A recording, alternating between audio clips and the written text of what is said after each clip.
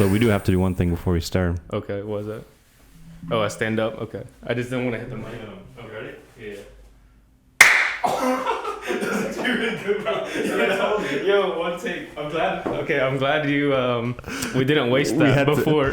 We always have the best abs at the beginning. That's so crazy. I was not, I was not doubting that at all. I was doubting that. You were wise in the kitchen when I came here. Like, let's not waste it now. Let's save it for exactly. That was so minute. good. Wow. Okay, that was really good. We have proof. We have the proof right here. That we're actually really good at this. But sorry if your ears were bleeding. Yeah, that was really good. Yeah. I think it's because we got the cup. Yeah, it's like my half white side really mixes well with your full white side, but like my half Filipino side, when I like dab up with like Kenji stuff, it doesn't work that well. We don't have that synchronization or whatever. At least it's not as bad as Manny's. Oh, well, Manny's just not coordinated. His is limp. He's like, you can, when you dap him up, you can tell he's not an athletic person. He like struggles with the wind up. Oh, Manny. Oh man. I guess he won't be able to be a guest. No, well, I mean, you can do a Colombia episode. And I could. You could either, or you could fly him out to come back here, and I'll bill him for the plane ticket. No, a Colombia episode would be kind of cool. I don't know. It would be. I mean, we could all go. Oh yeah, we could. It could be just a goon. Yeah, exactly. A trip. Yeah. Oh man. But thanks for having me. Yeah, of course. Yeah. So what you want to talk about? Dude, this is exactly what I was worried about. Don't worry about anything. What do you mean? What do I want to talk about? I've never done a podcast before, and then this is your thing, man. You're supposed to lead me. All right. Well, let's see. Well, I was snooping around your Google search. My Google search? Mm-hmm. Okay. My history? Yeah, have you ever Googled somebody? Okay. I thought you were looking at my Google history. Like, oh, crap. Yeah. Like, we're getting into this part already. Oh, about to expose him. Oh, man. No. But what comes up when you Google my name? A lot of Josh Channons not my come up. Company? There's a lot of people with your name, but then also Really? You're one of the first people, yeah. Okay. Mm-hmm. Like, who else came up? Really? With some people spelled the same way with my last name? Yeah. Wow, I haven't seen that before. Pretty famous person. Really? I think so. I don't know In what America? they were. Yeah. No way. Yeah. Yeah. I thought you were going to give me an example. I honestly don't. I wasn't looking too far. I'm like, you know what? I'm not going to put effort into this Joshua Channon. I already have this Joshua Channon. That's I have to very research. True. I mean, like the first search probably is just my, like I said, my dad's company, Butler Mortgage, and what I do for a living. That's probably the only thing that comes up. Do you want to tell the audience what you do for a living? I mean, do you want me to bore them? Yes, I do. This is a putting someone to sleep podcast. I do mortgages. Like, yes. See, like, we should just stop there. That's all right, it. let's stop there. Let's back it up. Then let's back it up because before that, you worked at Typhoon Lagoon. Okay, yeah. You were a lifeguard or a water slide manager? No, I wasn't good enough to be a lifeguard. I was a slide operator. A slide operator. Yeah, that was a technical term. So I helped people down the slides. Yeah. How was that? It was interesting, especially at Disney. The best story that I have from that is working probably the Pride Night that they do. So they do like night events. I've heard of that one. Yeah, I do remember getting hit on a lot as I'm sending people down the slides. But the best part is it's like kind of dark, and there's like one heavier set dude. I had to help him get on like the tube and stuff like that, and he just kept flipping over because he's just so heavy, and like the tube's only so big, and I just like 3 times in a row is like a big hairy dude, and I was like, unfortunately, I had to like touch him and help him up and stuff and get him onto the slide. But and when you touch him, he was like, ooh. Yeah, he's pretty much hitting on me the whole time. And then it's even weirder like when you run into like people like you knew are kind of gay in like high school. Yeah. And then they end up showing up too. I'm like, and they're in Speedos. Okay, just confirmed. Like, hey, I guess you were. Okay, I was right. So yeah, but that was after college, so like I haven't seen them in a while. But and then they hit on you. Oh yeah. No, I don't think they knew who I was. I wasn't cool. They didn't know how you were then, but now they're like, oh, yeah. Josh, I see you now. Like, oh, he's working Pride Night, so maybe he is too. Was that something that was mandatory? That everyone had to do like a special event? I want to say it was time and a half, but I don't think it was. I want to say it was like treated like holiday pay, but I don't think it was. I think I just needed more hours. I just needed more money, and I didn't even realize it was a Pride event. I thought I was like, oh, that was like before it was like a big thing. Like I didn't really understand it. They said Pride, and I was like, okay, cool. I guess people don't really like Disney or something. Disney Pride. Yeah, I was like, basically. Cool. Like, I don't know why it has to be at night and it has to be a glow theme, but all right, cool. Was it a one night thing only, or is it multiple nights? They had it multiple times in the year, but that was the only one I did. I didn't want to do it again. Okay. Everyone only has to serve one night. I was like, man, there's a lot of dudes here. Yeah, where are the chicks? Yeah. It's like really a specific group of people that are here right now, but all right.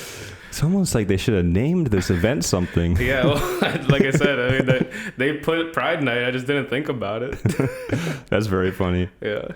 How you did that for a couple years, right? Working at No, Typhoon? not even. I only did that for a summer, technically. Really? Yeah, I only did it for a summer. I stayed on their books for a little bit, but yeah, it was just a summer. And then actually, it's funny because then I met Manny the year afterward, and he actually worked there too, but not at the same time. He was actually a lifeguard. Gotcha. That's right. I think, and I know Carlos, Carlos was too, yeah. one at Volcano Bay. Yeah. Yeah. I want to ask you about Typhoon Lagoon because you put on your resume, and I have a genuine question about this. You have my resume? Let's see. You put... How is that? How can you download my LinkedIn? That's so funny. You said, can you explain to me what was Disney's hard work ethic? That sounds pretty scary and intimidating. Hard work. That's what I list as one of the descripting. That's one of your bullet points. Hard work ethic. Now, if you know the rumors about how strict Disney is with their late tardy policies and whatnot. Yeah. So, I mean, that was obviously just to get a talking point to make it seem like I was doing some good work over at Disney for my next job. But oh, okay. So sorry to just put you on blast right now. Yeah, man. totally. Like, I don't know, just everywhere I would probably say hard work ethic. Before I like had someone proofread my resume, I probably had that for each job. Just I worked hard at Abercrombie and Fitch. I worked hard at Typhoon Lagoon. Yeah, and just to kind of embellish the truth a little bit. Like, I don't know. Yeah. It was definitely hard to lift up that heavier set dude, but like I don't know. Like, was it a hard job though? No. Sounds fun. It was kind of fun. I mean, I don't know. It was. I kind of had to be very tentative, actually. So not like the lifeguards. Obviously, I don't have to save lives and stuff, but it was just like nonstop people like in your line and stuff, and like just nonstop talking to people, and you know that's hard work. The Disney kind of like almost like different emotion you have to have toward guests and all that. That's hard work. That's the hard work ethic I was kind of that's what you want to bring out of me. Okay. Yeah, that's what I thought you meant by that. Okay. Was so, like Disney told you have to smile all the time. Yeah, so that is kind of a thing. They have to be super bubbly and stuff, and that's totally not my personality. Right. I'm definitely more of a introverted person. But just like next. Yeah, next. Like for the minimum wage at the time, it was totally worth it. Yeah, of course. Because I know like some businesses as well, like if you go to Starbucks or Chick-fil-A, they kind of have that faux niceness, and it's like almost uncanny. Yeah, that Disney definitely has. Nowhere near the Disney that you have to kind of upkeep, and it's really hard because like especially summer months too. Yeah, it's hot as shit. It's really hot. Yeah, but that was the best part of the job because I was technically like in the pool the whole time. Oh, yeah. okay. So it was like it was definitely still hot. I had to wear like a hat, sunscreen, all that kind of stuff. But that made it a lot better. The fact that I was kind of cooled down a bit, but that's the only thing I miss about it, just being in the pool all day. Yeah, that was about it. There's nothing special to that job. Like I said, I was only there for a summer. Yeah. I was gonna say if the hard part would be if you couldn't go into the water and you're just watching people go into the slide and you're just like, see, that's the lifeguards. That's why I was actually happy that I was a slide operator, because some of the lifeguards have to just like sit in the chair. They get the umbrella and stuff, but sometimes they're just like standing there in the sun all day, and that sucks. Yep, I know about that life. Yeah. Oh, you're a lifeguard, right? I was a lifeguard, yeah. So it's like a rite of passage for Florida residents. I know, right? You just have to lifeguard somewhere. Yeah. Like I so tried. many people. I couldn't save anyone. Did you actually try the course? No, I did try. Okay. No, but like I've always been like kind of skinny and like short and stuff, so it's like I didn't trust myself to even apply for that to begin with. So no, you'd be surprised. There was another kid I lifeguarded with, and he was kind of short. for his size, and he actually did save someone successfully, if I'm remembering correctly. Oh, well, I always like Carlos's story that he's like he saw someone like panicking and like almost drowning, and I'm gonna butcher it because I don't remember exactly how he told it, but you just know how Carlos is. He's like pretty much like he's like, oh, he got it.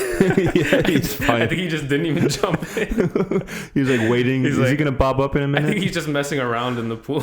I mean, it is kind of hard to tell sometimes, especially in the kiddie section. It's like, kids mess around, and you don't know if someone is actually drowning in need or if they're... I mean, I guess it's better to assume that they are and jump in, unlike what he did. But then it's like, ugh, I don't want to do all the paperwork. Oh, there's paperwork involved? At least when I did it, yeah. Really? Okay. Where did you do it? I did it at Kelly Park, Rock Springs. Oh, okay. At Springs, Yeah, in Apopka. Nice. So, shout out to Kelly Park. Ooh. Yeah. I don't even know where that is. You haven't been there? No, I don't think so. Which one did you take me to? That was closer to Gainesville, wasn't it? The time we all went, like last year as a group, that was like not Rainbow. Might have been Rainbow Springs. That was the first Springs I've ever been to. It was in Ocala. Oh, that's right. You said that. That's crazy. I didn't even know there's really even springs in Florida. But you went to FSU. There's like so many springs in the Panhandle. Yeah, I've heard. Yeah, you were like way closer to springs over there. Yeah, I had no idea. Yeah. Wow. I've just only been to obviously the beaches and stuff, and Florida State. They had like they call it the FSU, like they call it the res. It's like the reservation. They have like their own little lake. I mean, like an arboretum, basically. You see. Yeah, it's not a springs for sure, but that's the closest thing I guess to a spring that I've been to. Is just a lake, but springs aren't really a lake, right? Aren't they? Springs they man-made? Feed into a lake. Oh, they do? Okay. Yeah. So yeah, I have no idea about it, and I had no idea it would be that cold. Yeah, it's like a constant 6-9 degrees. It's really refreshing in the summertime because when it's really hot, obviously. I'd much rather go to the beach where it's a little bit warmer, but really? I get the appeal. Yeah, I get the appeal. Honestly, I would rather go to the springs than the beach. Yeah. Damn, you don't like the sand? Yes, but at this point, like I've been to the beach so many times that I'm okay with not being in the sand. Oh, okay. It's mostly the water. It's just I find the water and the scenery more beautiful in springs. Oh, okay. Because you have the nature trail side. The beach is like there's no shade. Oh, gotcha. Yeah. But with the springs, you have to wake up early to get there. The beach is the same way, I suppose. Yeah, but like the springs, don't they like kind of sell out a little bit or like get to capacity? They do, yeah, especially in the summer. That's annoying. Yeah, you have to get through. That's why we got to the spring we went to. That's why we got there super early. Yeah, although that time was in March, so it wasn't quite peak yet. But right now, if you go right now, like on the weekend, like this weekend, I bet you they're back. Yeah, as we speak, probably. Damn. They backed out because people get pissed, and they reopen at 2 p.m. usually. It's a lot further from us, at least. I mean, driving to Melbourne wouldn't take that long. Yeah, from where you live in Kissimmee, that's true too. You just go down the 192, basically. Mm-hmm. So yeah, what was FSU like then? If you want to get into your college years, any crazy college stories? Man, I don't even know what to say about that because I didn't really. I feel like I didn't take advantage of like the full potential of like everyone talks about like Florida State is like a party school and like all that kind of stuff. Like I said before, I'm more of an introverted person, so I definitely didn't. Freshman year, I definitely went out, but I blame it on Gisela for sure because I met Gisela over the summer after my freshman year. So after that, I just didn't go out anymore because I had a girlfriend and I've always been. There's no need for me to go out at that point. But I don't know. Florida State was cool. The education was good, I guess. I don't know. There's not much to say about it. I don't know. Like what? I need a little bit more specifics. What you're trying to get out of me? I don't know. Well, you went for IT. Yeah. Okay. And have you had an IT job in the field? No.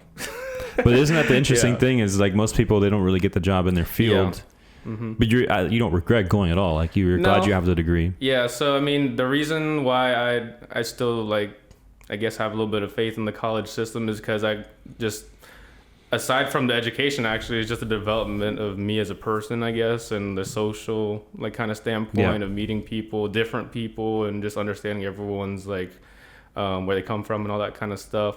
But IT, the reason why I didn't really break into the field is honestly I always don't like to blame outside factors, but in this case, it was the pandemic after I graduated. Right. So it was really hard to get a job at the time. I'm not sure if anyone else have had that. I'm sure everyone had that. Because you graduated in 2020. Yeah, 2020. Yeah. So like I didn't even get to walk. It was all on Zoom. I walked in my living room pretty much. But at the time I was applying for jobs and all that kind of stuff. But it was to the point that I would apply. And then the next week before they would like say, all right, we're going to send you something if you got it or not, they would just remove the listing in general from their website. That's fucked up. And then they would send an email saying like, yeah, it's not even the position's filled. The position's just not even available anymore. That's what they would tell me. So it's like a lot of companies at the time, especially small business, were hurting really bad and they couldn't even hire anyone at that point. So that was my big issue. But yeah, having the opportunity just kind of ripped away from you because of COVID. Yeah, that sucks, man. Yeah, but I mean, now it's just like a good story. Like I don't really care about it. It was just like one really small blip in my life. So it's like but at the time it sucks. Yeah, it was stressful for sure. Yeah, like you want to get out of your parents' house and you want to kind of just move forward with your life and after college, and it's like damn, it's kind of hard. I mean, pandemic shut everything down, right? I mean, couldn't even go outside. There was curfews at one point, right? I think there was, yeah. I don't know about Florida because it wasn't as strict as some other states, but yeah, downtown, yeah. I think for a couple, like maybe 2 months, there was a curfew. Yeah, it was a really weird time. I know. Super weird. It was a fun time though. 2020 was fun. Yeah. We hung out a lot with the group. Yeah. Did a lot of fun stuff. Allegedly, we hung out a lot. Allegedly. Yeah, allegedly, because we weren't supposed to be out. We had masks. Yeah. We were socially distancing. Yeah, but for sure. I think I accidentally just spit. Oh, that's all right. I could see it. Hopefully it's not in the camera. No, don't worry. And if it's not, I just outed myself verbally. Now I just got to edit that in. Just instant replay in slow-mo. Yeah. Like landing on my foot. Zoom in as I talk about social distancing. Yeah, for real. Worst timing, yeah. So you said you met Gisela. I know you guys met in Abercrombie, right? When you worked there? Yeah. Mm-hmm. Abercrombie and Fitch, Florida Mall. And so you started working there after freshman year of FSU? Yeah. Mm-hmm. So you came back for the summer and then that's exactly. So yeah, it's like summer of sophomore year, and then previous to that was the Typhoon Lagoon freshman year. So yeah, summer, I think. What year is that? 2017? 2017 or 18. Yeah. And that's when you also met Kenji, right? Yeah, around the same time. Yeah. Because you guys all work together. Yeah, I technically don't remember him at all being there. And I think it's also because he wasn't there at the same time as me, because he was also in school too. Yeah. So I got to imagine he wasn't working that many shifts, but I think he was there a little bit before me or after. But obviously, same thing with Abercrombie. I only worked a summer there. I would work when like I came like down during school, but it was so rare when I did. And he also worked in the back, I think. Okay, stocking. So he did stock and stuff, and I was more in the front and like helping. You had the little earpiece in? No, I didn't have that. I think that was only for managers and stuff. Oh, okay. I didn't have that. Damn. Yeah. Again, just low level, and I like to keep to myself. So I was the guy that just did all the fitting room stuff, like folding all that stuff. Oh, okay. And people that want to return it, they put on the hanger. Yeah, exactly. And so I had to fold everything, and then I had to give to someone, so they run out and put everything back on the floor. Oh, so you have to put it back. I would hate that job. That's basically doing laundry. Yeah, everyone hated that job, but I knew no one would bother me. Okay, then there you go. So that's why I was there. So I was like, I don't know. I had a weird mindset as far as like connecting with people back then. It was more so like, I'm only here for the summer. I'm going to go back to Florida State. I'm rarely going to work here when I come back. So I was like, I'm not going to get attached to any of you people. So that's why I just kind of tried to keep to myself over there. But I ended up getting very attached to one person. Yeah, as you say that. Ironically. I ironically got very attached to one person to the point that I married her. So and now you have also big news. Yeah, and now to the point that we're having our first child. So so being in that little corner didn't help out much to avoid anyone. You ended up getting married and having a kid from that. Yeah, so I don't know. Maybe if I wasn't there, I wouldn't have gotten married. Maybe if I wasn't in that little corner. That's crazy. Okay, so now I want to hear the story. So you worked at Abercrombie. Yeah. Gisela worked at Abercrombie. Do you remember who started first? Oh, it was totally her. She was already there. Okay, so you. Yeah. Oh, I thought you were talking about like who initiated first. Okay. Oh, well, I want to hear about that too. Okay, so, I assumed it was her. That's why I didn't ask that question. Yeah, it was a yes to both. So yeah, she's been there I think a year prior already. Okay. So and then I just started summer. And then you walked in your shift one day. And she was there. You guys locked eyes. No, it's actually the other way around. So I was there on like my first or second shift, and I think it was maybe a training shift. But I'd actually worked at Abercrombie Kids prior to that. So a long time in high school, I was working at the kids store, so I kind of knew what to do. What was that? Foreshadowing. Oh yeah, exactly. Yeah. So I kind of knew like what to do already. So they kind of just let me be on my own for the first day at the adult store. But Gisela wasn't even working that day. She came in on her off day with some friends. And so, I don't know, she wanted to just talk to some other friends that she has in the store. But then she saw me, and then she just started talking to me, and she definitely initiated everything. She totally flirted. And at the time, I was like, why is this girl talking to me? You're like, I was like, again, I'm in this little corner. I'm just trying to fold my clothes, just get my minimum wage check. Just, don't talk to me. Yeah, exactly. Please don't, just leave me alone kind of thing. I wasn't trying to be rude or anything, but at the time I was definitely, I don't know, maybe off-putting a little bit. But the best part that came from it is that I don't know if it was her trying to flirt or whatever, or just like assert her dominance of the store for being so long. But I had like the walkie-talkie. It's not the earpiece, but I had the walkie-talkie in my back pocket. But she decided to reach for it because she's like, oh, I work here. I'm going to grab it. So she grabbed it off my ass. And like she touched my butt. And I was like, yo, that's kind of, I don't know you. And it's like, it's kind of crazy. Is there an adult here already? Yeah, exactly. And so I playfully was like joking like I was going to call HR on her and what they call is like the one number and stuff. And so that started like a little like flirty kind of back and forth. So it wasn't really a flirty move on my end. I was actually going to call HR. You were actually like, yo, I was actually like, yo, touch my ass. Yeah, she thought I was flirting, but I was like, nah, dude, you're not supposed to. So she knew what she was doing. She's like, I'm the manager. Exactly, yeah. Like, grab. I was like, that's a crazy first impression, but all right. Don't they have maybe this is Hollister, but they have those couches in the changing room, right? It's like, get on the couch over there. Yeah, there's no couches in Abercrombie. Okay. But yeah, I was like literally tucked in there, and that was her first impression. She's like, hey, my name is Gisela. And I was like, okay, cool. And then she touched my ass. I was like, okay. And then that's how it went. And then now we're married. And that's all it took. That's a great story. Yeah, so ladies, just touch some dude's butt, and you might get a ring on your finger. That's all we're waiting for. Yeah, exactly. Just the girls need to start initiating more is what I think. Yeah, I was kind of the same way. Like, I don't want to initiate. I'm kind of waiting for the girl to make the first move first. Yeah, that's totally how I've always been. I have zero riz. Like what the kids you say. clearly have riz. No, you just don't use it. Oh, no, I don't think I have any. Like I said, she totally initiated everything. She's going to watch this podcast probably, and she's going to be like, I told you. Because I don't like to admit it to her face, but she totally started all of it. That's a sweet story. Yeah, thank you. Yeah. And then you guys started dating, and then at what point were you guys officially dating? Officially dating? Gosh. It was before I went back up. So it was so like summer I was there, so it was like maybe beginning of August we started dating. Yeah, like the beginning of the semester. Yeah, and it was like I told her I was like I have to go back up to college, and it's like there's gonna be like a long distance thing. Like I'm not gonna be down too often. Yeah. I was like, if you're willing to ride it out, like well we could try it. And you did for 2 more years. Yeah, exactly. Or 2 or 3, yeah. Mm-hmm.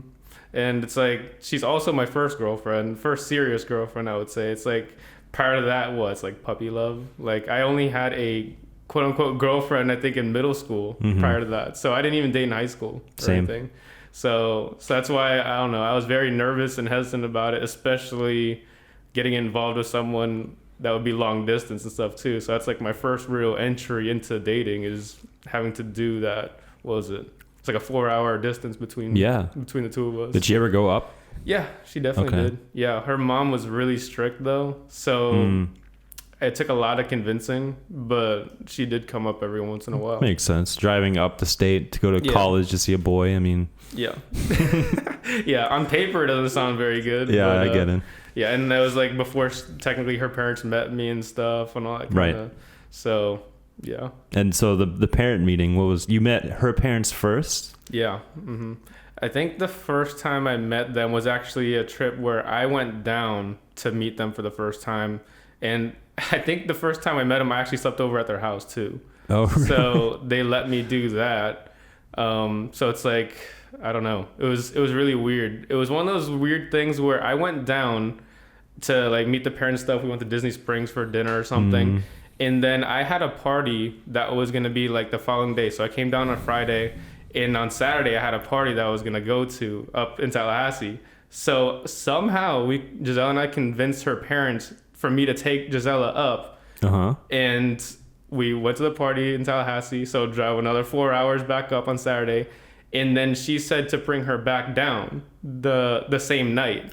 So after the party? Yeah, after the party. So we convinced her again to like, all right, just leave it to the morning. Yeah. So that, like, you should, I get why you want in the same night, but after a party that late, I would want them just to come in the morning. Yeah, like, exactly. With fresh eyes. She didn't want her sleeping over like in my apartment in Tallahassee and stuff like that. But we convinced her. I mean, we didn't convince her. It's like there's nothing she could really do about it. But and then so Sunday, the next day after the party, I drove back down to drop her off, and then I went back up. So that was like a total of like 6 trips, pretty much going back and forth and back and forth. What you do for love. Yeah, exactly. Yeah, I drove so much those 3 years of Florida State. I told her, I was like, it's long distance. I'm probably not going to be down that often, but I was down like every single weekend. Because, I don't know, maybe it's because of love, I guess. Yeah, that's a sweet story. Yeah, but that was a lot of driving.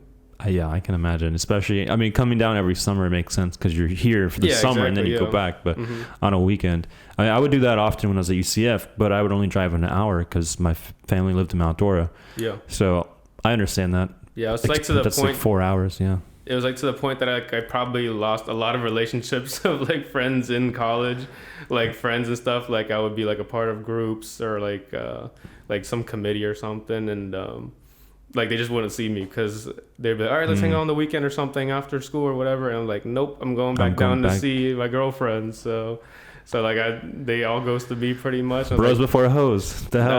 I don't know what happened. I mean, she got a hold of me or something. Something when she touched my butt at Abercrombie. Something rubbed off on me. You're like, fellas, you don't understand. Like, shoot, I'm like trapped or something. That grip, bro. Yeah, it's like I have to go down for like my sanity or something. Yeah. Yeah, it was interesting time, but young love, I guess, right? Young love. Yeah. Did you have to drive around for Valentino a lot like that? Initially, yeah, but we weren't that far from each other. No. Like 15, 20 minutes. Oh, that must be nice. Because she was already in Orlando. It was. That sounds a lot better. Yeah, it's a lot better than having to drive 4 hours. 4 hours just to say hi. Yeah. Yeah.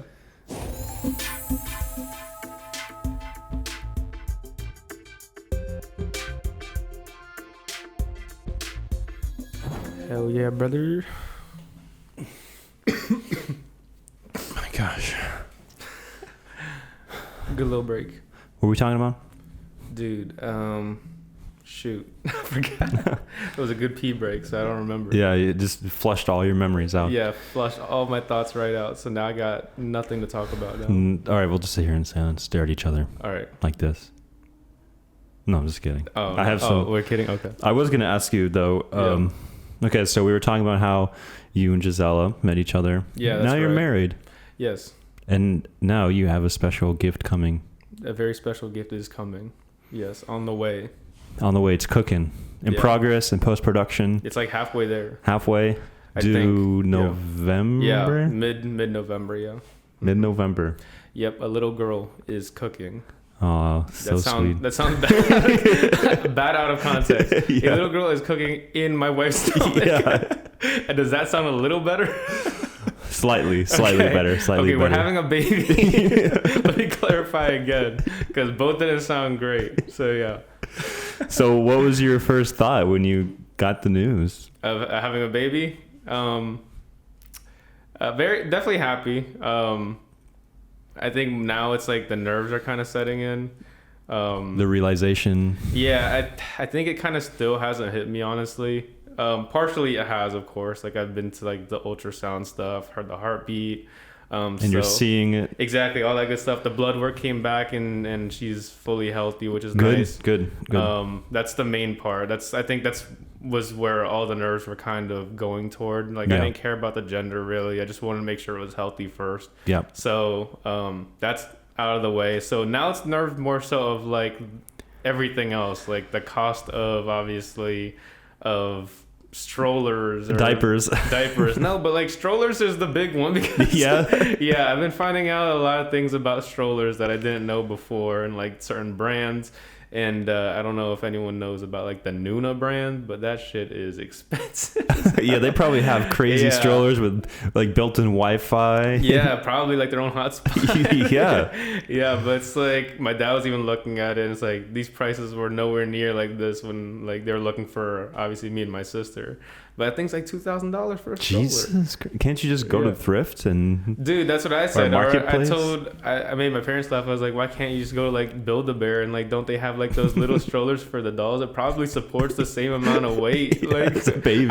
What does the baby need that's crazy? Like even next to that one that's $2,000, there was a Lamborghini branded stroller, and I was like, why would I ever need for the status symbol? I was like, if I don't have a Lamborghini, why should my baby have something with the same branding?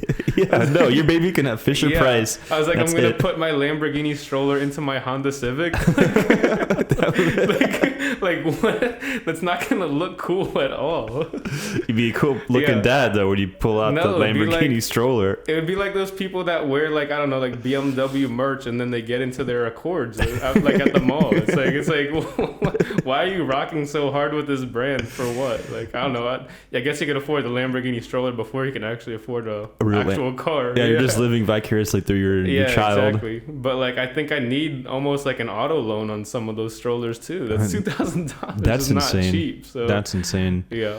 It's like whenever I know babies have to wear shoes, but when there's like brand new Sperry's or name brand shoes that they're going to wear for a couple months, I guess. Yeah, exactly. Yeah, I'm concerned about that. I mean, we're going to try to go cheap-ish. I know Target's not too bad. They're pretty affordable. But I don't know, try to thrift some stuff and I don't know, make sure it's heavily clean and like thoroughly washed and stuff. But that sounds like the best avenue to me. But I mean, all my clothes are pretty much thrifted too, so that's all we do. Yeah. So that's what we're going to do with the baby too. They better learn in this family, we thrift everything. Exactly. Yeah, exactly. In fact, I think Gisela and Valentina are thrifting as we speak right now. They're definitely thrifting. Yes. So, but even thrifting has gotten up in price. Like Goodwill is definitely the prices of what kind of normal retail stores like TJ Maxx and Marshall's are. Definitely. And you realize they're making almost 100% profit. Oh, yeah. Because people are giving them things to sell. Yeah. And Goodwill's like, yeah, and now it's like a thing. Now it's like, please give me that stuff. And you're incentivized, like you feel better when like, oh, I just thrifted. I'm such a good person at Goodwill. No, you just gave this corporation a bunch of free assets to sell to an even higher price. Yeah, and I've done some deep dives into it a little bit. And it's like the stuff that's like really valuable and stuff, they like really mark that stuff up. Yeah. And to the point that they don't even put it out on the floor sometimes. Yeah, the workers hold it for them. Yeah, they'll do some insider trading type stuff with Goodwill, and like the people that work there, they'll take that stuff home, and I'm like, damn, we don't even get the good stuff. We're just getting the scraps. I know. That's what I think about sometimes. I did that a little bit in Ross, not gonna lie. At Ross? Well, you worked there? Or? I worked at Ross. You did? Yeah. Okay. I worked like you did in Abercrombie. I worked at Ross for a summer between college semesters, and I just did stock in the back. Yeah. So I kind of know what you meant. Those backdoor deals, you were doing that at Ross? I would say whenever there were things, there was not much I wanted, but if there was something that came in when I was stocking, I would know. I wouldn't necessarily hide it in the back warehouse, but I would remember where I put it on the shelf. Oh, okay. And if I really wanted it, I might hide it. You know, dang, like not 100%. I would like show a little bit. Yeah. That's not that bad. Ross is like a regular store. I mean, Ross isn't getting donations or anything. No, so it's a little different. Their merchandise is on the floor. Okay, this is the kind of place we're talking about. You walk into any Ross. Yeah, Ross, like they're mass produced and stuff, like with intention and stuff. It's not like they're getting donations and stuff, and it's supposed to be for. Well, I mean, Goodwill is supposed to be for like the less fortunate, right? So I mean, totally, we probably shouldn't be shopping there, but.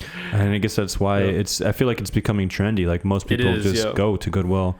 I like Out of the Closet, which we have down the street. Yeah, their prices are really good, and I usually find that these jeans might have been from there. Oh yeah, I find usually good stuff there. I like Avalon Exchange. They got some pretty good stuff. Yeah. Avalon Exchange is good. They're good. And then I like the places that are like kind of not really thrift stores that are like already like boutiques, like more curated, like vintage clothes. Like there's something called Diversion, is a newer store in Orlando. I think it's newer. Mm-hmm. But like that's where I got most of my t-shirts and stuff. Okay. It's like straight vintage stuff. They've already like handpicked it at Goodwill or other thrift stores.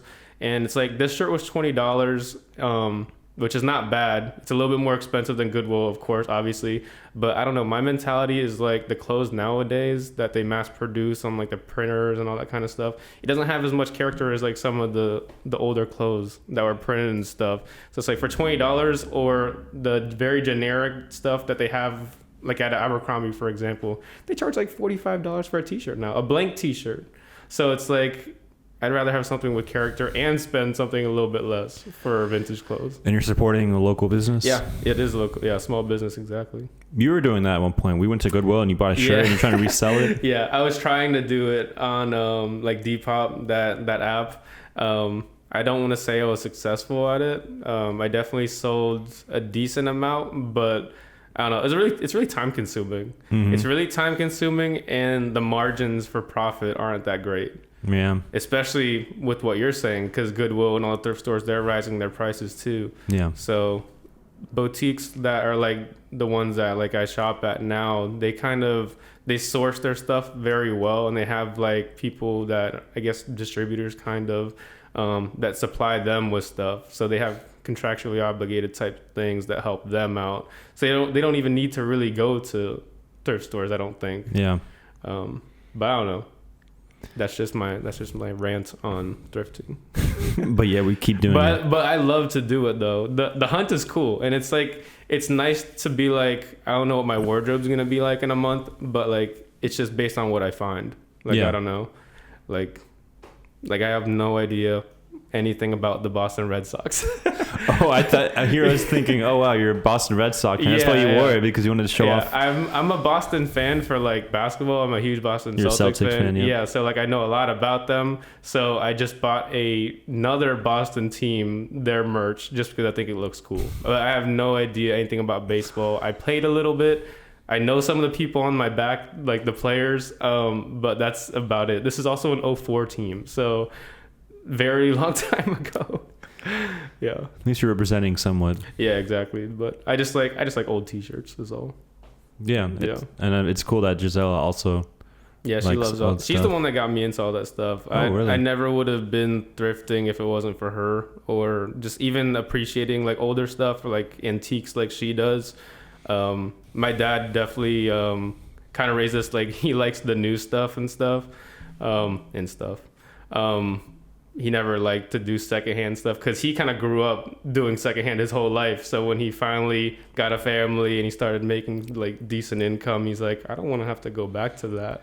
Yeah, everything you had was brand new, basically. Exactly. So he liked to do that kind of stuff. So I didn't even understand that concept. Even in college, like thrifting's very new to me. But college, I would always go to the mall, get brand new stuff, and it's super expensive. And just, I was like, why would you do that? Like, there's no need for that. You can go to Goodwill. And I'm like, what the heck? Goodwill? I was like, they don't even have a Goodwill in the mall. Like, it's like, there's a reason why it's on the outside of the mall. Duh. It's its own entity, bro. You have to go to the abandoned plaza down the street. Yeah, exactly. That's pretty much what she was asking me to do. I was like, what? Goodwill? I don't think I've ever stepped foot in there except to give donations. So I was like, what? I'm just going to pick up my old clothes? Yeah. When you see the thing you donated for sale again. Yeah, like, I've totally seen that before. I'm like, I know this might have been mine. I know it. I was like, this is raggedy as hell. And you see how much you're selling it for. It's like, shit, I could have sold that. Selling from where I bought it for. I was like, could have had a garage sale. Got that money back. Yeah, for real. Oh my God. Garage sales? You guys go to garage sales? I try to. Like, we were going to go to an estate sale, actually. It's a little different, obviously. But we are going to go to one before coming here, but it was too early. That's the problem, is because they start at like 8:30, and they're all usually in Orlando, and we're in Kissimmee, so it's just waking up too early. I didn't want to do it. I feel that 100%. Yeah. And then by the time you go in like the afternoon when they're still open, like all the good stuff's already picked. Yeah. So like no, there's no point. Yeah, they happen pretty often in this area. Oh yeah. Estate sales. All right, I have to send you then. For me. Unless they go right now. We could. There's a little thing. I'm getting a little hungry. There's a little lizard. Oh yeah, bro. There's so many lizards here. Got another guest, another secret guest. It's like a jungle, a gecko guest. A gecko guest. Well, going back to the fact that you're going to be now a father. Yeah, I don't know how we started talking about thrifting. That's true. That was a horrible tangent. It was interesting. I'm sure all the thrift lovers out there are going to enjoy that little tangent. They're going to love my thrift takes. Well, Valentina said that Gisela's looking for baby things at thrift stores, like cribs and whatnot. Mm-hmm. So yeah, she's trying. I'll joke like a crib from like the 1800s, and Valentina was like, yeah, that kind of vibe. But I'm sure when you talk, maybe, yeah. I don't know. I mean, there's got to be like a balance between like saving money and making sure it's practical. That's what I was going to say. Because you're paying $2,000 for these fancy strollers. But I wonder if there is a truth to the price where maybe now the technology of baby stuff is safer than things before. But then again, we all survived. Like, yeah, I don't know. It's like I totally am. I try to save any way possible, but for stuff like the baby stuff, I mean, my mind has shifted a little bit so that I don't mind spending that kind of money for something that's actually going to work well. And Gisela's done more research than I have as far as certain brands that are more practical or more conducive to helping her with what the day-to-day is going to be with the baby. So I don't mind splurging a little bit on the child. So I don't know if I want 1800s crib. Like, I don't know what the integrity is like of the all wooden this crib. I don't even know if they had screws back then. Like, how is that thing installed? So just is don't it touch all it wood? Like, I don't think I'd want to touch anything like that. Yeah. Too much history. It's probably cool to look at, but like it probably should be at like a museum or something. Right. Getting dust in the antique store. Yeah, exactly. Not for sale. Yeah. So do you plan to do, because I would be like going insane looking up research, because I research everything I try to buy. Yeah. Do you have like the baby books and all that, the cliche like classes and all of that? I'm super behind on all that stuff. I think it's part of the whole like still trying to let it sit in. I think I've just been so like not closed-minded, so focused on the health and all that stuff and those concerns and stuff that I haven't really delved into the other parts of it. So I definitely do want to get like one of those like mommy and me books. Maybe if they have one more catered to fathers would be nice. But Gisela's been doing a little bit more of the research on like products and all that. Yeah. Learning how to do the changing a diaper. Yeah, I definitely don't know how to do that still. I have a couple things saved like from like my Instagram. My algorithm is slowly shifting away from like fun dude stuff to now it's shifting to like baby stuff. It knows it's like, this guy's about to have a kid. He's gonna have a baby. We need to shift his algo or else he's needs to learn how to raise a child, which is kind of nice. So I have a huge like folder with saved stuff for babies and stuff. I need to find like a baby podcast or something. I need to start listening to that. Isn't that funny? Like now, if you're an up and coming parent, you can learn things through social media. Yeah, because I mean, I would prefer to probably learn it through a podcast or like a YouTube video. I don't know. I think I would retain it better than a book. Whereas like probably our parents, they were just getting books and stuff. They didn't have YouTube or anything. They didn't have like those, I don't know, like a minute long tutorial on just how to change a diaper. I mean, they had to read probably like 5 chapters on how to figure that crap out. Or they just learned as they went. Yeah. Shoot. Yeah. I mean, the way I freaking ended up growing up, I guess they probably winged it. Just winging it. It'll be fine. You guys will be some great. Issues, man. They definitely just wung it or something. Yeah. Well, I know you're gonna be a great father. Oh, I appreciate it. You guys will be great parents. Yeah, we're super excited. Yeah, but I guess part of the nerves is just not knowing anything, and I think winging it probably is an important part of it. Like, kind of just feel it out, and that's what some of like the other young moms that we've talked to, they said like you're gonna hear a lot of advice from other people, And they're like, my best advice is don't listen to all those other people and kind of just like take it as it comes. And I kind of like that mindset. But yeah, at the end of the day, the whole balancing act, you have to have both. So I also like to plan things, and it's like I don't think you can plan too much for a child. So that's the thing. You can plan for it, and at least you feel a bit more ready for anything that's spontaneous. Yeah. But in the end, it's probably more relaxing to know. All right, this is life. Like people hundreds of years ago. Yeah. You know, and thousands of years ago. I guess it's a good consolation prize that it is going to be a girl. So I got to imagine it's going to be a little less stress, hopefully, than having a crazy boy running around. Oh, you think so? Yeah. Hopefully, I don't know. Until the teenage years, and then you got to... Yeah, exactly. So it's like I get a little bit of a grace period while they're young, maybe. And then when she's a teenager, I'm probably screwed. Yeah. You'd be like, fuck. Yeah, this flips a little bit. Yeah. Yeah, but we'll see. I'm super excited, though. So this is baby number 1. Are there plans for sequels? Yeah, I say I want 3, but I've definitely left that up more so to Gisela, of course, because she's the one that has to go through the hard part, which she's going through now. Yeah. She wants 3 also. Okay. But I think we'll probably, like we were talking about before, just take it how it comes. Yeah. Just see how the first one goes. At least 2, I think we're gonna have. No only children, basically. Yeah. I don't think we want an only child, but I mean, we certainly, if that happens, it wouldn't be an issue or anything. But we want like a bigger family for sure. Yeah, that's nice. Yeah, but I tell her I want to keep trying until we have a boy. So I was gonna say. Yeah, until I have a boy, we're gonna keep going. So hope she better pray that the second one is a boy. I was gonna say. So what was your when you found out the gender? Yeah. I know you said let's make sure the health is there. Yeah. But when you didn't hear the gender, what was your on it? Were you a little bit like, oh fuck, I wish it was a boy? I mean, I don't want to say disappointed because that sounds horrible. But I wasn't disappointed for sure. But I was a little bit like, damn, I thought it was a boy, because the entire process of like while we've been waiting before we could figure out the gender, everyone was saying it was a boy, because they were saying like, oh, I have a feeling it's a boy. Of course, you never know. But there's like that wives' tale where like a mom or a grandmother can kind of tell. Yeah, like they can kind of sense it. So technically Gisela's mom, so yeah, one of the grandmas, she said it was a girl the whole time. She was one of the only ones that said. Everybody else, including Gisela was calling it a he the whole time, like in the belly. It's like, oh, he's making me nauseous right now, or stuff like that. So that's why I wasn't, like I said, I wasn't disappointed when I found out it was a girl. It was just because the whole time is like we were all pretty much under the assumption that it was pretty much likely gonna be a boy. But of course, Gisela's mom was the one that's gonna be right, like she always is. So she had a lot of kids. She has the knowledge and the expertise. Yeah, exactly. And like I was planning on like, oh, get into basketball. Get him into basketball. Yeah. So I still have the similar plans. Gisela, of course, wants her to go the more girly route, I guess. Do like ballet. You can balance it out. Yeah, of course. It's like Caitlin Clark, right? I mean, she probably did ballet too, but then she found her love for basketball, right? And I can totally see that. They kind of go hand in hand, I imagine. Ballet and basketball? I mean, there's probably crossover skills. Yeah.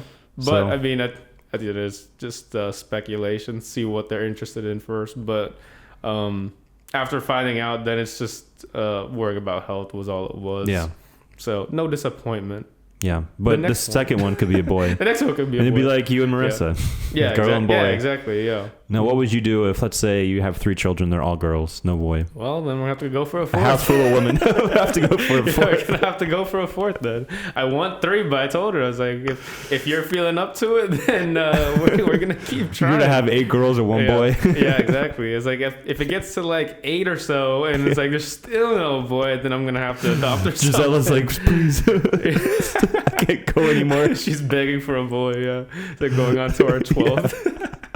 Freaking cheaper by the dozen. That would be kind of funny. I could see you guys be a cheaper by the dozen family. I don't know if I could afford that. Yeah, that's the thing. I don't know how people do that nowadays. Like, there's some families that do that.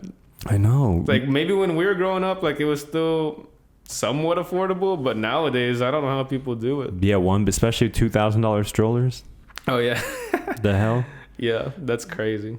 Well, in Cheaper by the Dozen, he was a football coach, so... Yeah, that's true. That's one of my favorite movies. It's a good one, One of my favorite kids' movies. That's a great movie, and it has a great cast. I know, right? Freaking... I don't even know his name. The second guy from one... Smallville?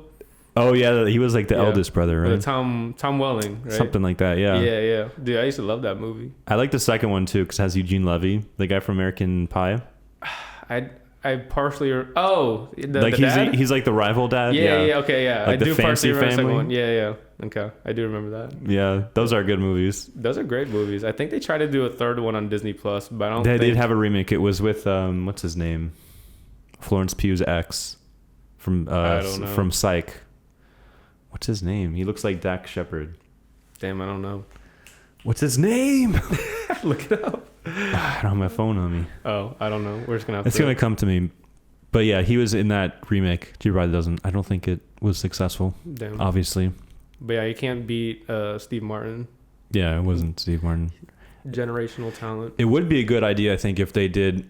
Well, maybe not, because they do this a lot with franchises. But like a revival movie where it's been the amount of time it has been since the last movie, where now Steve Martin's character, they're like grandparents, and then the 12 kids each have 12 kids, so it would be like a long break in between them, like they did with Bad Boys, like another sequel technically. Exactly, or like the new Freakier Friday, or movies where it's been that long, just to see where all the kids are now grown, like all the actors, and then cool, their characters have like a shit ton of kids. I gotta imagine it'd be hard to get all the kid actors back, because kid actors, they don't last too long in Hollywood. Yeah, a lot of those kid actors probably aren't actors anymore. So yeah, exactly. Yeah, but Steve Martin's still doing stuff. Yeah, he's still doing stuff. Yeah, he's still kicking. Well, I do have one more question. Yeah, shoot. Or rather, not really a question. So, I'm trying to see. On this podcast, I don't think it'll get many views. Not yet. But let's say in 20 years. Exactly. When it does blow up. When it does blow up. And we're all sipping mimosas Yeah, on we're our all sipping mimosas on our yacht from all the monetization I got. Let's say your future child looks at this video. Oh gosh, what a crazy question already. What is something that you'd like to tell your daughter? My daughter? While she's currently not watching while she's currently being cooked. Yeah. Well, she's cooked, bro. That's what I'm going to tell her right now. Cooked. You are cooked. You're being born in 2025. You are cooked. Yeah, she'll be graduating in like 20. Oh gosh, like 50s, right? Isn't that crazy? That seems so far in the future. It would be like 50 something, right? 2050 something. Something like that. Oh Jesus. So what do you have to say to your daughter? I have to say to my unborn child? Yes. Oh man. Go to bed, bro. I don't. Well, how old is she supposed to be? What I don't know. Are you saying she's watching this? What you pick? Oh gosh, I don't know. What's some advice you want to say? Maybe what's advice you'd say to her at 10, 20, and 30? 10, well, you're not 30 yet, so maybe. Yeah, I'm not even 30 yet. Like when you graduate high school, let's say 10, and then 18, and then what your age is now. 10, man. Keep. Don't drink the Kool-Aid. I don't even have advice for myself. I need advice, bro, and that's why I came with the podcast. I thought it was going to be a better help kind of podcast to help psych me out of things. Is it helping? Oh, I struck a nerve with Opie. I kind of forgot Opie was here. Don't let him in. Where are you barking at? Come here, Opie. Gives you some time to think. It does give me something, because that's 3 separate ages. Or you can just pick one. I guess overarching, I guess it's not advice, but all I'm gonna say is I did my best. Like, I'm only 27 right now. I'm about to have my first child. Mentally, I still feel like a child, and I guess my kid won't really realize that until maybe they see this podcast. It's like, I don't have all the answers for a child. I don't have them for myself. So it's like, I'm just going to wing it. Take it how it comes. And I guess that's kind of my advice. I don't know. It's like, depending on when they're watching this, there's probably a lot of life left for them. And then do your thing. Like I said, I don't have advice. And do drugs. No, don't listen to Matt. All right, this is why you'll never meet Matt. You're gonna be like, who's this guy in the podcast? It's like, oh, it's just some guy. Just wait till you graduate college, then do drugs. It's like, this is one of my uncles. Like, nah, don't even. No, we don't talk to him anymore. Oh my god. Okay, well, that was well said. Was it? I think so. Well, okay. Ask her. Was that well said? She'll tell you. Yeah, she'll tell me in 10 years. Yeah, put in the comments in 20 years. That'd be funny. So who's going to be, I think I already know the answer to this, right? But who's going to be the, good cop, bad cop? Oh, good cop, between bad you cop. and Gisela. Gosh. I think it probably does depend on gender. So I think Gisela, because I know how her family does is. Does it matter? I feel like the answer is going to stay the same no matter on the gender. I think so. I think I'll probably end up being the good cop for the girl. But if it was a boy, because I do think it's determined on gender. Because if it's a boy, it's going to act as stupid as me. So I would probably be, I'd probably be a lot more like on his ass about things the same way my father was. Oh, you think so? Yeah. You don't think he'd be kind of like the cool dad? I don't. One thing my dad has always told me since growing up that's I'll probably implement as well is he always told me, he's like, I'm your father, not your friend. So maybe that does make me the bad cop in certain situations, how that sounds. But I don't know, because everyone always says like the daddy's little girl kind of thing. It like melts your heart a little bit. So it's like dads kind of drop their guard a little more when it comes to little girls. When it's the boy, I don't think I'm going to drop my guard at all because I know all those tricks. Yeah. I mean, I did all those things. So it's like, that's where I think it's going to be a little bit different. Where Gisela flipped, it's going to be like she's going to have a soft spot for the boy. And then the girl, like, her mom was so strict to her, so she's probably gonna do the same thing to the little girl. Oh yeah, Gisela's gonna be very strict on her. Yeah, and I can tell. It's a very Brazilian thing, I guess, or maybe it's just their family, but I think it's a Brazilian thing where she's just very strict and doesn't let them go out or do anything like that. So that's how I think it's gonna be, but we'll see. I think good parenting is a balance of both, but we'll just take it how it comes. That's why I think you guys are a great couple. Oh, you gotta be great parents. Because that's well said. I've heard that before. Yeah. You're the parent, not the friend. Yeah. And if you become two friends, then that has future implications. It does, yeah. And I've seen it, like, I don't know, you see like the videos on like social media where like kids are talking back to their parents and stuff. And it's like I said, it's a balancing act, but some of the soft parenting kind of approaches and stuff that can probably be associated a little bit with like the being the friend kind of parent. It just doesn't work well in the end. Like it can seem like good intentions, but at the end of the day, kids are a lot smarter than we give them credit for, especially as babies. And if they don't get a little bit of like that hierarchy, I guess you can say, that you can see between a child and a parent or just an adult in general, there's going to be some probably developmental problems. Yeah, because you are the first adult and the adult you're dealing first with line the of most. Authority, so, right. Yeah. So you gotta set it straight. That makes sense. And then when they become older and independent, like in their 20s, then you can become more of a friend. Yeah, exactly. That's what I think too. And I'm sure it's super hard. And I never like judge another parent because I know how hard it probably is because I haven't been through it yet. I can't say it is yet, but like, I don't know. When I see like kids at like dinner, for example, in public, and I see them like on their iPhones or attached to their iPads, in the back of my head sometimes I'm like, oh man, it sucks, like they're not like engaging with their child or whatever. But lately I've been kind of trying to think about the other way around, where it's like it's probably super hard to get this kid not making a scene in public, so that's why they have to put a screen in front of their kid in order to just like calm them down a bit. Which brings me to the next question. Are you going to give your kid an iPad? Are they going to be an iPad kid? No, I definitely not in public settings. I'm going to have to just, because they're going to get rowdy. I mean, every kid does. Everyone has like the little temper tantrums or they cry. Just going to have to deal with it. I certainly don't subscribe to having to make everyone deal with it. So like you hear like kids crying at church sometimes. When I did that when I was little, my parents just ran me out of the church. They would like threatened me with that pretty much, like not in a rude way, but like if you don't like be quiet, we're gonna take you out of the church and we're gonna go in the car. Now in retrospect, that sounds like a great idea. Yeah, I was like, you probably wanted like, that. Please, this shit is boring. Yeah, the Catholic Church. Yeah, exactly. I'm tired of all these. I'm falling asleep. I know. But at the time, it's like the way their tone is, of course, and it's like I'm gonna take you outside. I'm like, oh crap, outside? I better stop crying. Yeah, it's scary. Yeah, exactly. See, they lay down the law. Whenever I had to, before my siblings were born, back when I was an only child, I would have to go to Catholic church on Sunday. And it was so boring that my parents, they allowed me to bring a backpack of toys. Yeah.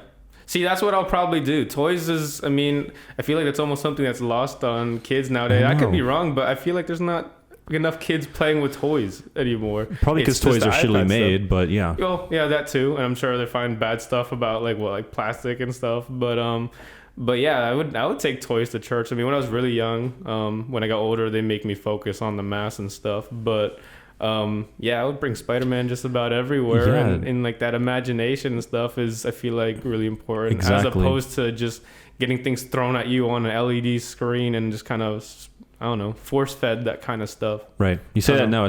I'm sure every parent who has an iPad kid did not intend for them. Exactly. That's the part that I was kind of trying to allude to. It's like I don't ever doubt that it's a hard and challenging job. So it's like they probably said the same things I'm saying, and they tried it and it just didn't work for their child maybe. But I'm gonna try to stick it out in the beginning. We'll see how it goes. But I don't know. It's like a never say never kind of thing. I don't know. Yeah. I certainly don't want it to go that way, but we'll see. Gisela definitely doesn't want it either. Yeah, if you guys both enforce it, and it's possible. That's why you got to get them a leapfrog.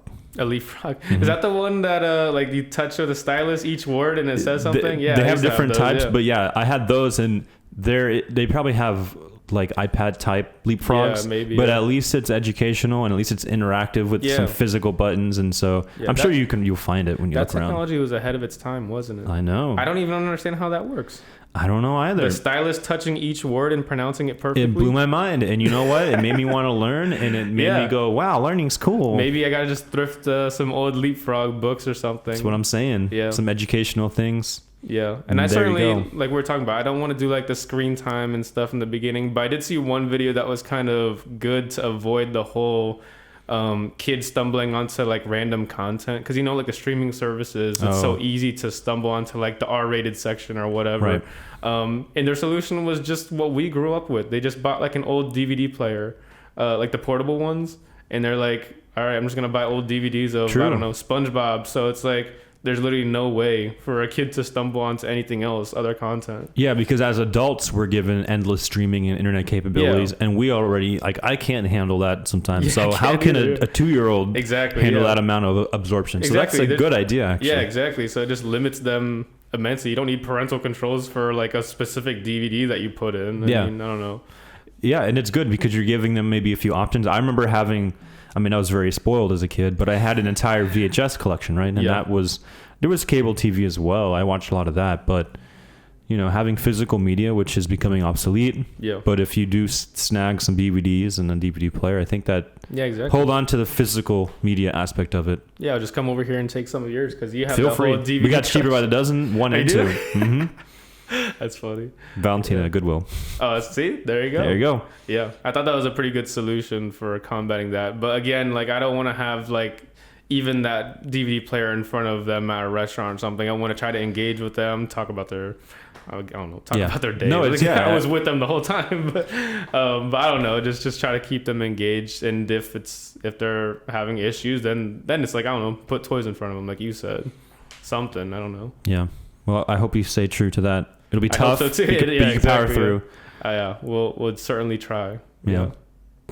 I won't even like show them my phone, because then you see like the kids that like reach for their parents' phones even. So I was like, wow, they're just like super smart. And you're gonna have to figure out at a certain point when they start to backtalk is, why can't I have a phone if you're always on your phone? Yeah. And then you can't show your hypocrisy. So now you're gonna have to start like, oh fine, I can't be on my phone in front of my kid. Like, dude, if my kid asked me why don't I have a phone at like an early age, and like it really dates us. You just smack him across the face. No, it's like I didn't have a phone until 6th grade, which is still pretty young. Yeah, and it wasn't a smartphone. Yeah, I had a slider phone. I had a flip phone first, the very first one, the flip phone, and we were talking about that yesterday. It was just so funny, and like, dude, we had to focus. We worry on minutes. We had to worry about minutes for our phones. Like that's not a thing. I didn't even receive emojis. They were little white boxes. Oh, I don't think mine had emojis. That's what I'm saying. Like, people text me from their iPhone, and then, but like, what is this? It's a crazy concept to even think about, because like I totally forgot about like my dad storming into my room and like saying, "Yo, he used too much minutes this week." Really? Yeah, it's like, because it adds up. Like the time you talk or text on the phone, it's like if you don't have them saved to your 5 on T-Mobile, then it's like, because I think the 5 is like it's to any 5 contacts you save that are like unlimited minutes. Then it's like it's gonna rack up the bill. And I was like, holy crap, I totally forgot about that. I was like, man, that's really dating us. Yeah, like, see, you need that type of anger as a parent. Yeah, exactly. Man. You start with the flip phone. There you go. Yeah. You can play Snake and that's it.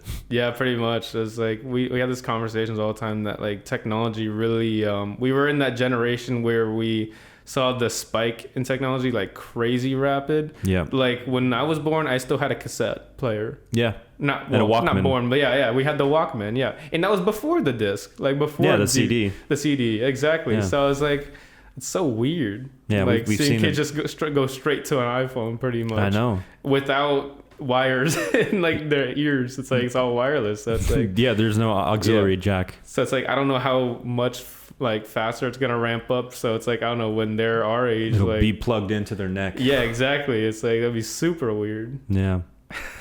The future's crazy, right? It is. It really is. Yeah. And that's the other worry about having a child is like you don't know how things are gonna get. It's like things already seem kind of weird out there, economy, globally, politically, all that kind of stuff. So it's like that's also something that is in the back of my head as far as worrying, other than health and other than the immediacy of how to raise a child, is like what is the child gonna grow up in, pretty much. So that's also one of my worrying factors, and especially raising a little girl, because it's not easy for women. That's my whole shift now too, because I've never really had to think about it until now. It's like we're dudes, we walk around in public, like at night, don't have to worry about it. But now it's like I gotta think about raising a girl and stuff like that's not. They can't do that kind of stuff. You gotta walk in groups, all that kind of. I know. You gotta worry about all that kind of stuff. So now my mindset has shifted a lot just from finding out that news that it's a girl. So that's why God gives men girls or gives us daughters. Yeah, to kind of shape us a little bit. Yeah. Valentina has kind of shown me that mindset as well. Because before I was like, you just walk by yourself. Like, what the hell? I'm not afraid of anything. I'm a man. Like, I'm strong. Well, there you go. Yeah, exactly. Yeah. Mm-hmm. I told Gisela all the time that she totally changed like my perspective on a lot of things, and I don't want to delve into that, but like just I don't know. It all changes when you're thinking about someone else too. Yeah. And like especially your daughter. Yeah, exactly. And not even just a daughter point, just dating or being married or just being in a serious relationship in general. It's like you're thinking about the other person a lot more, and it's not just yourself. And I guess from the guy's perspective, what we were saying, it's like just do a lot, do whatever we want. And now it's like, oh, now we got like, I don't know, focus up a little bit and really worry about everything. I don't know. It's just very general thoughts, but this is good. Your daughter will hear this in the future. Yeah, I'm very worried about you already. Don't walk alone at night. I'm very concerned about that. And don't eat the paste. Paste? What paste? Like glue, I guess. Don't kids eat paste? Oh, it wasn't a sniff glue? Oh yeah, don't sniff glue. Yeah, don't sniff glue. Yeah, don't do drugs. Not unless I'm there. Then we can sniff glue. Sniff glue if you have to. Yeah, if you have to, if you're in that predicament. If you really need to get through it. If it's Elmer's. Yeah, Elmer's only. Elmer's is good.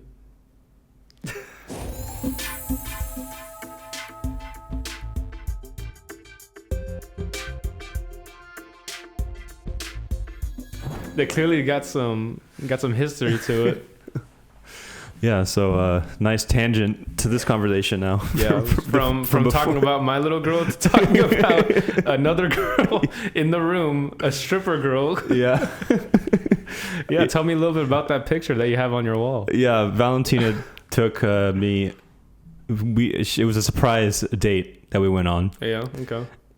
And I'd been seeing the poster for this event before, but I had no idea until we pulled up to the place. And I see the signs for it. I'm like, oh my God, this is where you took us? She took us to the Empire Strips Back.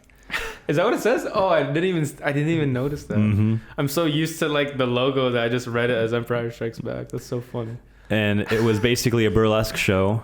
Wow. Of the different movies and characters of like only really the original trilogy. Yeah. But it was really fun. Like the MC was dressed as Lando Calrissian, but his name was different. I forget what it was. It was like a MC name. He was really funny, and the crowd was fun. And Honestly, the production value was pretty high. You said that was a convention center they had? Not the convention center, it was the fairgrounds. Oh, okay. Yeah, it was so it was outside? It wasn't outside. They have like these warehouses there. Oh, okay. Like giant. That's interesting. And there was a lot of people there? Yeah, there were. Wow. And the audience was not what I was expecting, really. No?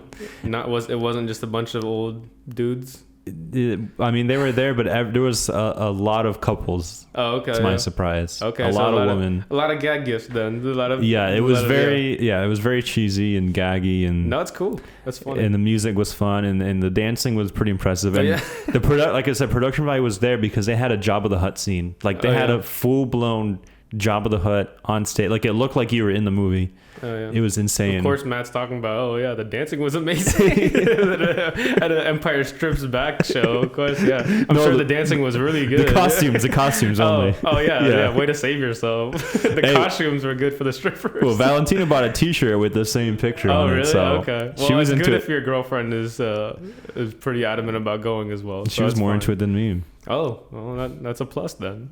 And I don't know if it counts as a strip club, but if it does, that'd be my first strip club experience.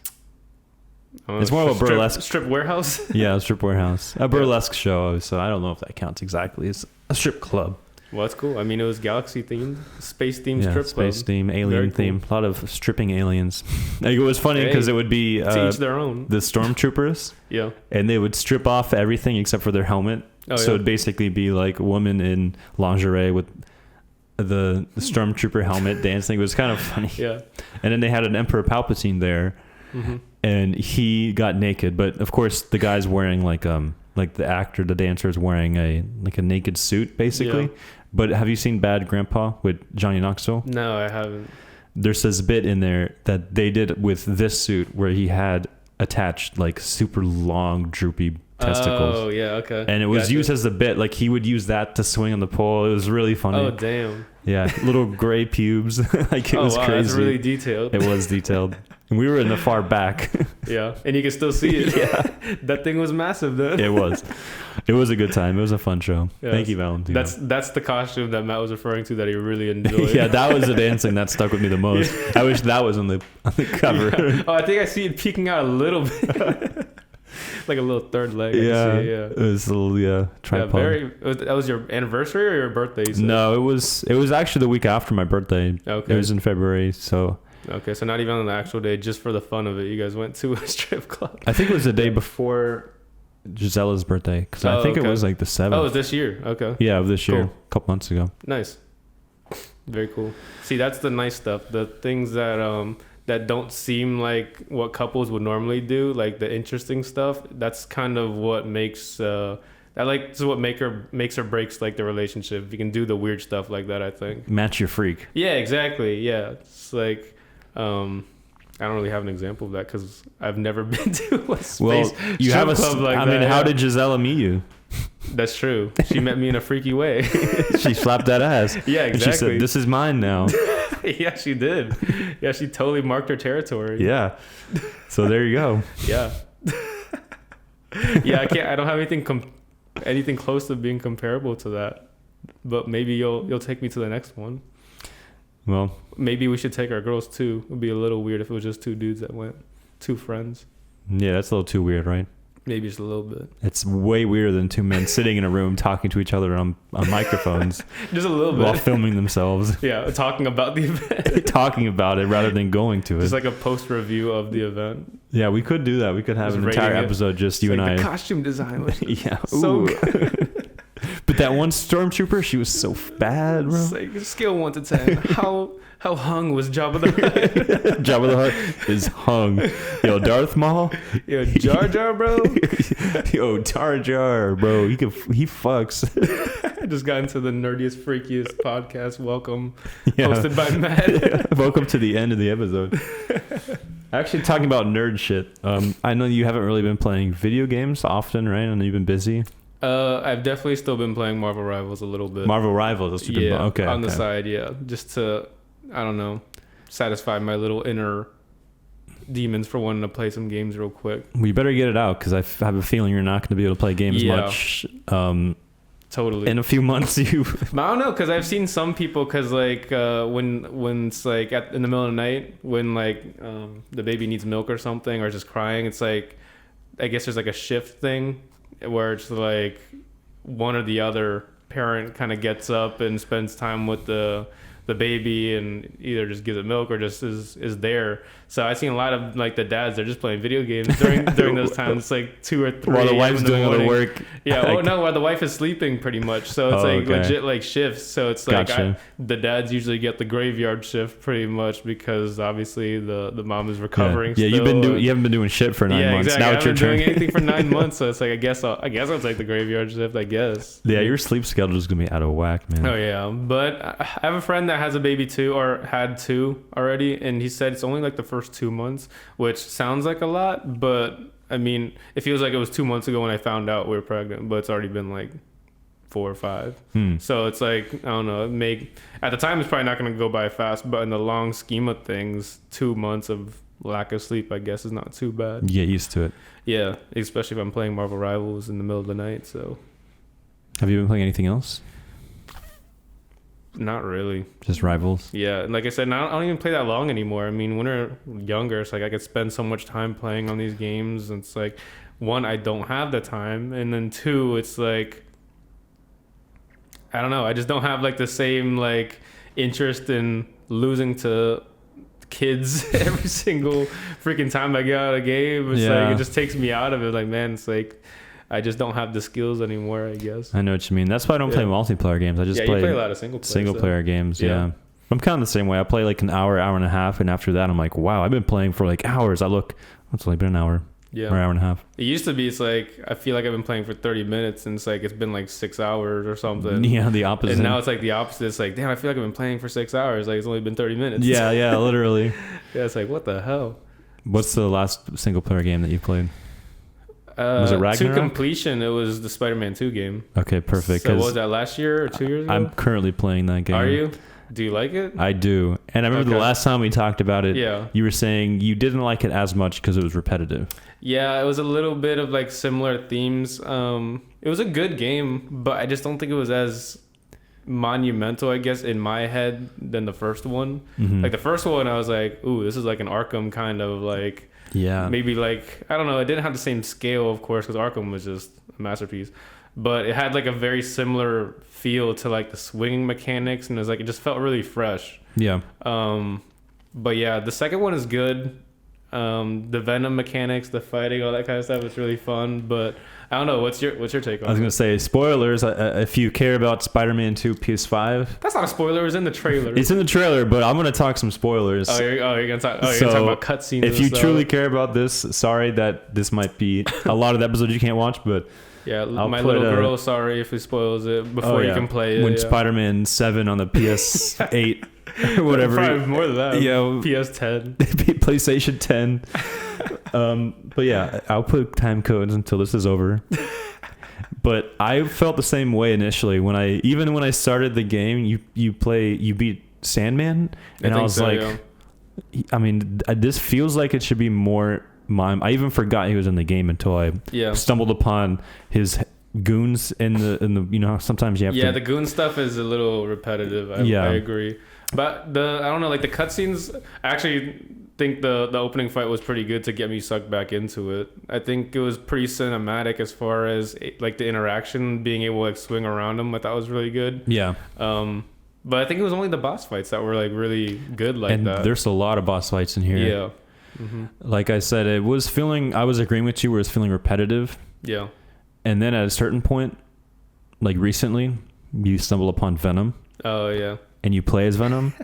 And then it injects like, oh shit, now we're in it. And now, like just in the past week, I've played as Venom, and then you fucking have to fight Kraven. First you fight Kraven as Spider-Man. Yeah. And then you have to fight Spider-Man as Spider-Man.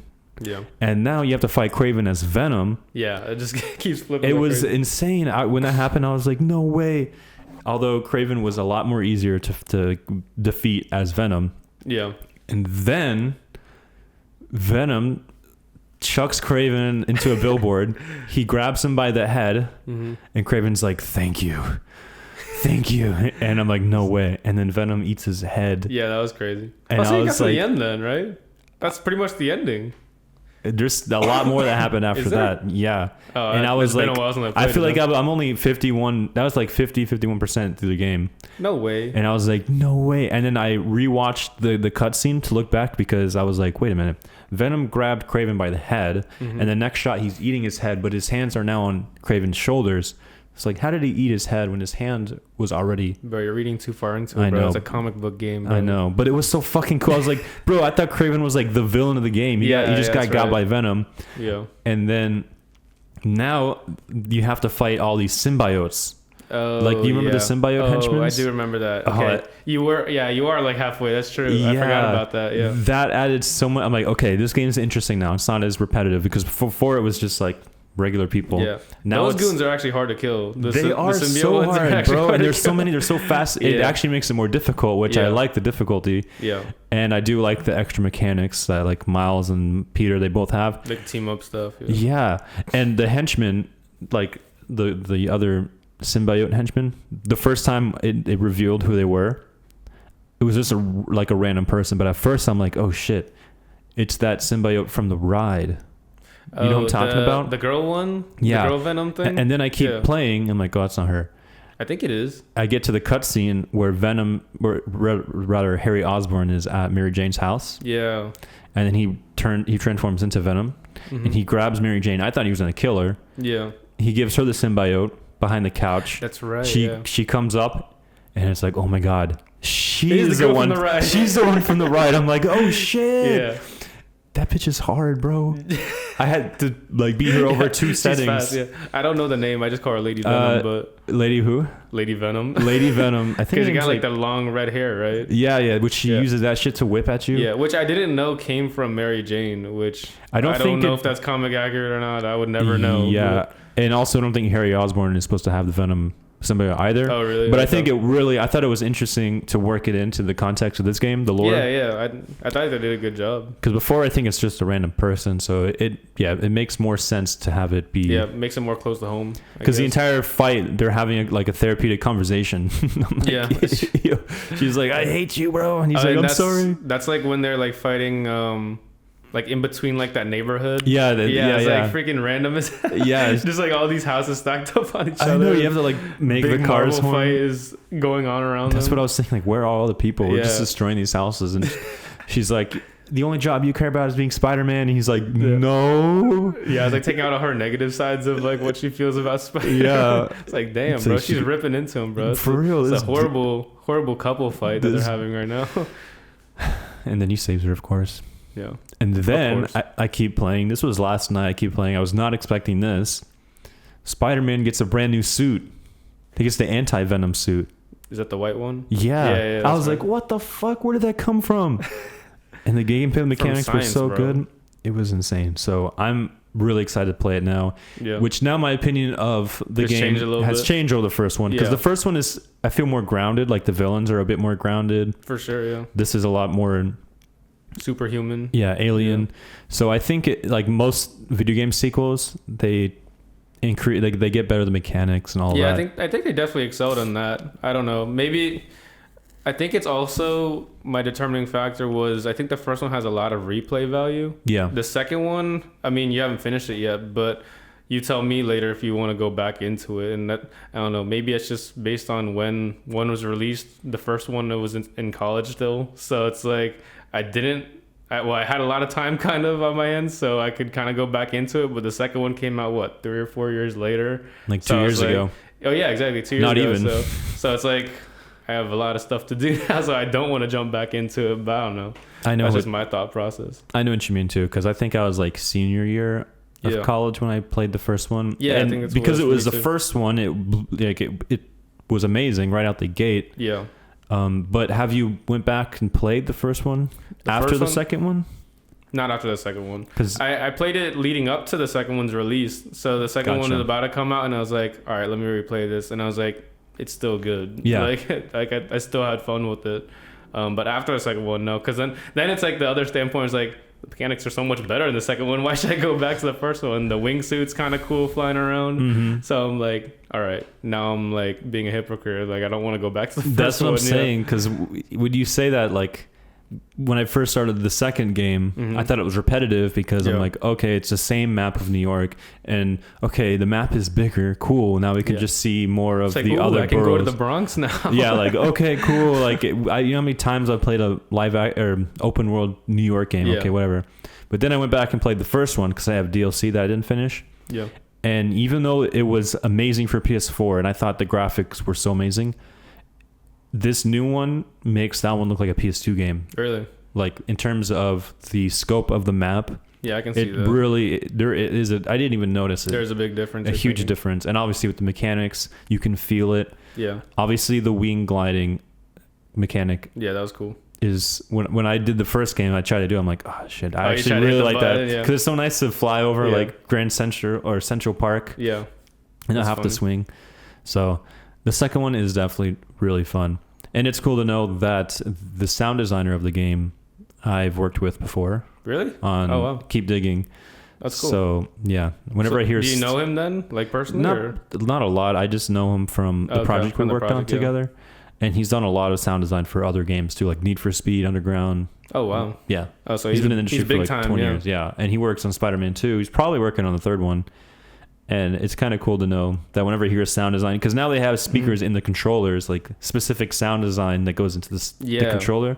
He's probably worked on that. Yeah, I'm thinking of there's Jesse. He's doing that. That's cool. Yeah, I gotta imagine they're gonna do a third one with just how popular it was. I mean, definitely. Arkham did what? They did 3 also, right? They did 3, and then another company did like the spin-off Origins. Oh yeah, I never played that one.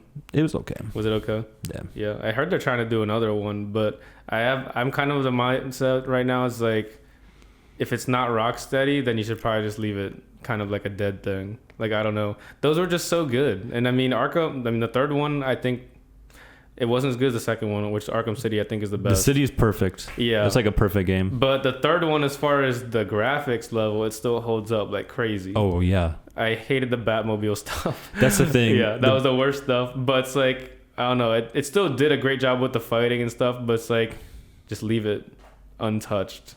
It's like when they brought back Pirates of the Caribbean, it's like it wasn't as good as the first 3. Or like when they brought back Star Wars with Disney, it's like, just, you don't need to keep going with these live action remakes. Yeah, you just don't need to. It's tried and true. They made their money, just make something new. But a lot of these creative people are kind of struggling for something new. They know that it'll make money if it has Star Wars name on it. Mm-hmm. Has an IP to it. Yep, exactly. Well, speaking of Star Wars, I do think I think I gave it to you, the Star Wars Jedi Yeah, games. You let me download it, with your account, and that got locked after a week. Yeah, that's great. I don't even know how that happened. Yeah, I was like halfway through, or no, not even, like a quarter way through. I was like, yeah, this game's good. And then it said, this is not your PSN account. So it like locked me out of the game. How does it even know that? I don't know. Because it's a disc. Can't you share discs anymore? No, it wasn't. Well, maybe that's probably why. I didn't have the disc anymore. Because I think you took it back. Because you picked up Opie, and I was like, yeah, I think I just said you can have it back. Well, you can take it back now if you want. No, that's all right. Dude, I don't have time. That's one thing that's even harder. So that's why I play online with like Marvel Rivals. Like you're in, you're out. Yeah, single player games, I don't even have the brain capacity for those anymore. I wish I did because they're fun and all, but like cutscenes used to be like I'm really transported into the story, but now I'm like looking at all these flaws or like if it doesn't render properly or something. Oh, really? And I'm like, I get sucked out so quick, so I'm like, I might as well just watch a movie, man. Like, I get so out of it, and then by the time like the cutscene's over, I'm back to like doing the mission, like fighting and stuff. I'm like, I don't even remember what the objective was. Yeah. Like I'm so like far removed. I can see like the skeleton of the character. Like you know how like they phase in and out sometimes of the scene. No, I haven't seen that. Like a glitch. Yeah, I think Last Jedi had a lot of problems with that. Oh, really? That I've seen like online where it's like I forgot the one character. There's one of the aliens that would like walk into the scene and it would be like missing like a chunk of its head for like a second because it was still rendering. But yeah, I think that one had a lot of issues like that. Or maybe it was the first one. I've seen that kind of stuff happen in games before. Yeah. Or like when you notice like there's like a field and it's like looking at a big shot and then it's like still like like in it's the background, I it's see like it's still like getting defined and stuff. Yeah. That happens that takes me out completely of games. But I know it's certainly not easy to make a video game. But yeah. Tell all these game developers who is listening. Yeah. I don't envy your job, but I will definitely be very critical of it. Yeah. Not knowing what you guys do about it, but I'm sure it's super hard to render that fast. It's easy. It's very easy to make a video game. Oh yeah. That's why they take like 6 years or longer to make Grand Theft Auto. Are you excited for GTA 6? Partially. I don't know when it's going to come out. Is it actually coming out this year? Well, they postponed it to May of next year. Oh, it's next year now? Okay. I mean, if there's real hype around it and it's like, nowadays it's like I have to see like reviews and people like actually playing it before I ever buy it because they're like $70-$80. Oh, it's probably $100. Yeah, for that it would probably be something like that. But if it's actually good, maybe I'll consider it. But I'm so excited.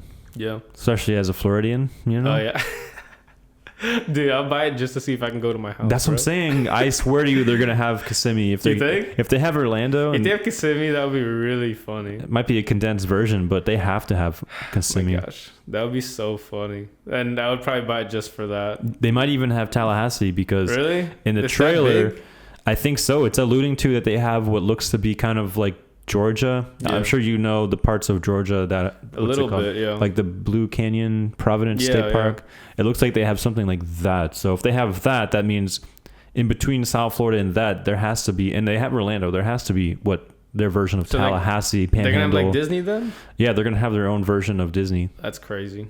That could be wrong. This is all speculation. Okay, I mean that's I guess why it's taking so long. Because things should keep. There's so much to add, you know. Yeah, like all of Florida. It's like I'm gonna buy this game so I make the trip from Kissimmee to Florida State, just reminisce. Yeah, you could do the 4-hour drive again on I-10. just reminisce the whole time. Like, shoot, do a 4-hour drive on video games. And the map is so big, it's like basically 1-to-1. It takes 4 hours. I'm gonna take one of those freaking like they have like the planes. I'm gonna take a plane just on I-10 the whole time. That'd be pretty fun. And just I don't know, just reminisce if it's a freaking exact copy of Florida State. Just going to college. That would be crazy. I mean, wouldn't they have to? I mean, make it somewhat accurate if they're gonna do the whole state. They would. I wonder. Go stop at Buc-ee's. I'm looking forward to what the GTA 6 equivalent of Publix is. Oh, Publix. Yeah, I guess they can't really do like all that licensing type of stuff. They'd have to spoof it in a way. Yeah. They do. If they get that much detail, we'll see. I mean, can in GTA 5 can you walk into just about every building? Not every building unless it's for a specific thing like a barber shop. Oh, okay.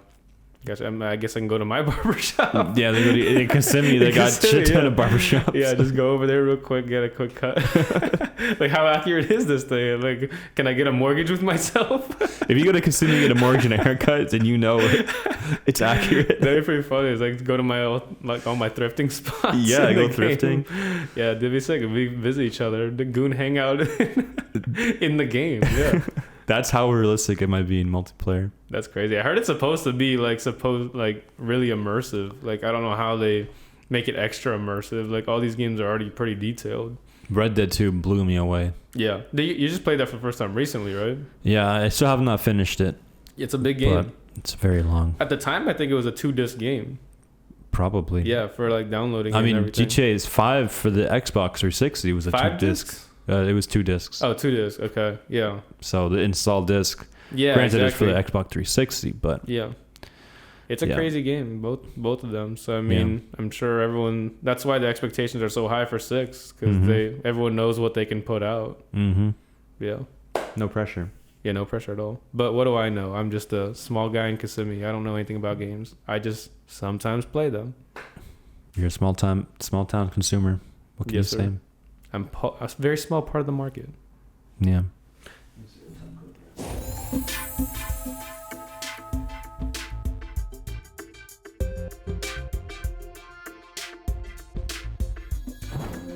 Let's finish just before the girls get back.